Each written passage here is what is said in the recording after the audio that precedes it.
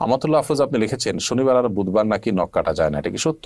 নখ কাটার নির্দিষ্ট কোনো দিনক্ষণ নাই যে এই সময় নখ কাটতে হবে বা এই সময় নখ কাটা যাবে না। সারা সপ্তাহের যে কোনো সময় যে কোনো দিন রাতে দিনে আপনি নখ কাটতে পারবেন। শুক্রবার নখ কাটাকে কেউ কেউ মুস্তাহাব বলেছেন, কোন কোন সালাফের আমল রয়েছে। এর বাইরে আসলে এটাকে সুন্নাহ বা ওই দিনই কাটতে হবে এমন কোনো বাধ্যবাধকতা নেই, আর নিষেধাজ্ঞা তো কোনো দিনের জন্যই নাই। বিদায় শনিবার বুধবারে নখ কাটা যাবে না মর্মে কথা যদি কেউ বলে থাকেন সেটি নিছকই কুসংস্কার এবং দলিলবিহীন একটি কথা। এমনি আমজাদ হোসেন আপনি লিখেছেন ঘুমানোর জায়গায় নামাজ পড়লে নামাজ হবে কিনা। যে জায়গাটা আপনি ঘুমিয়ে থাকেন বা শুয়ে থাকেন বা যেটা আপনার শোবার ঘর, শোয়ার জায়গা, সেখানে নামাজ পড়েছেন, যদি পবিত্র হয়, পাক হয়, নামাজ হয়ে যাবে, কোনো অসুবিধা নেই। তবে নামাজের যাতে মনোযোগ থাকে সেরকম জায়গা থাকা উচিত। ধরুন সেখানে ঘুমানোর জায়গা, সেখানে হয়তো কালারফুল নানা বিছানা টিছানা আছে, সেটা আপনার মনোযোগ নষ্ট হতে পারে। এরকম হলে সেখানে বিছানা বিছিয়ে নেবেন, জানামাজ বিছিয়ে নেবেন বা এমন কিছু বিছিয়ে নেবেন যে আপনার মনোযোগকে নষ্ট না করে। এমডি মুস্তাফিজুর রহমান লিখেছেন তেলাওয়াতের সেজদার বিধান কি? যদি সেজদা না করা হয় তাহলে কি গুনাহ হবে? ভাই মুস্তাফিজুর রহমান, তেলাওয়াতের সেজদা দেওয়া ওয়াজিব। আপনি কোরআন কারীমের সেজদার যে আয়াতগুলোতে সেজদা বিষয়ক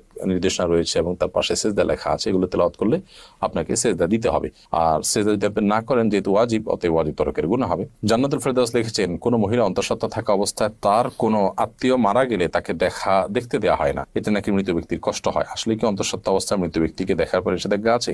সম্পূর্ণ ভিত্তিহীন এবং কুসংস্কারের জন্য কথা। অন্তঃসত্ত্বা থাকা অবস্থায় অনেকগুলো কুসংস্কারের কথা আমরা জানি। এটা কাটা যায় না, সেটা কাটা যায় না, তারপরে চন্দ্রগ্রহণ হলে বাহির হওয়া যায় না, তারপর এই যে আরেকটা নতুন করে শুনলাম যে কোনো আত্মীয় মারা গেলে তাকে দেখা যায় না। একেবারেই ভিত্তিহীন কথা। আপনি যাদেরকে জীবদ্দশা দেখতে পারতেন, মৃত্যুর পর তাদেরকে দেখতে পারবেন। ধরুন আপনার শ্বশুর মারা গেছে, তো আপনি তাকে দেখতে পারবেন, যার সাথে আপনার দেখা দেওয়া যায় তাকে আপনি দেখতে পারবেন। অন্তঃসত্ত্বা হওয়া বা না হওয়ার কোনো সম্পর্ক এর সাথে বা এর কারণে কোনো পার্থক্য বিধানের ক্ষেত্রে হবে না। এমনি দেলোয়ার হোসেন লিখেছেন আমি গরু পালন করি, অনেক সময় গরুর প্রস্রাবের ছিটা কাপড়ে লাগে, এই কাপড় পরে নামাজ পড়া যাবে কি না? ভাই দেলোয়ার হোসেন, আপনি যে গরু লালন পালন করেন, এই গরু লালন পালন করতে গিয়ে যদি ছিটা পড়ে, সেই ছিটা যদি ইস্যুয়ের আগার সমপরিমাণ হয়, এরকম ক্ষুদ্র ক্ষুদ্র ছিটা যদি পড়ে 2-4টা, কোনো অসুবিধা নেই, এতে অসুবিধা হবে না। কিন্তু যদি অনেক বেশি পেশাব লাগে, ছিটা নয় বরং ফোঁটা পড়ে, অনেক ফোঁটা পড়ে, তাহলে সেক্ষেত্রে সেই কাপড় আপনাকে পরিবর্তন করে বা কাপড়ের সেই জায়গাটা ধুয়ে, যেখানে লেগেছে ধুয়ে আপনাকে নামাজ পড়তে হবে। আমাদের এলাকায় কিছু মানুষ বলে কবরে মাটি দিলে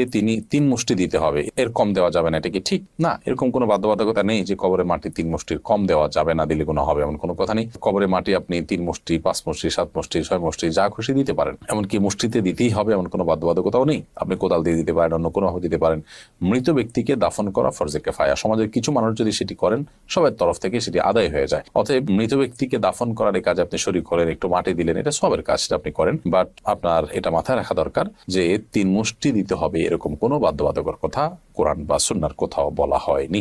এমডি মুখলেসুর রহমান আপনি লিখেছেন 4 রাকাত নামাজ ভুলে 3 রাকাত পড়ে সালাম ফিরিয়ে ফেললে করণীয় কি? 4 রাকাত নামাজ যদি 3 রাকাত পড়ে সালাম ফিরিয়ে ফেলেন এবং সালাম ফেরানোর সাথে সাথে মনে পড়ে, তাহলে ওই অবস্থা আপনি দাঁড়িয়ে যাবেন, আরো 1 রাকাত যুক্ত করে তারপর শেষে সিজদায়ে সাহু দিবেন। ইনশাআল্লাহ তাতে আপনার সালাত আদায় হয়ে যাবে। যদি সালাম ফেরানোর পর কথাবার্তা বলেছেন, উঠা বসা করেছেন বা সালাত ভঙ্গকারী কোনো কিছু হয়েছে, হাঁটাচলা করেছেন, এরপরে আপনার মনে পড়েছে, তাহলে ওই সালাত পুনরায় আপনাকে আদায় করতে হবে। অর্থাৎ হাঁটাচলা করেছেন, উঠা বসা করেছেন, কথাবার্তা বলেছেন, এরপর আবার 1 রাকাত প্লাস করে সিজদায়ে সাহু দিলে কিন্তু আর হবে না। 4 রাকাত সালাতকে 3 রাকাত আদায় করেছেন, করে সালাম ফেরানোর সাথে সাথে মনে পড়লো বা সালাম ফিরিয়েছেন, কোনো সালাত ভঙ্গকারী আর কোনো কাজ করেননি, মনে পড়েছে, তাহলে তৎক্ষণাৎ তার সাথে আরো 1টি রাকাত যুক্ত করে সিজদায়ে সাহু দিবেন, সালাত হয়ে যাবে ইনশাআল্লাহ তাআলা।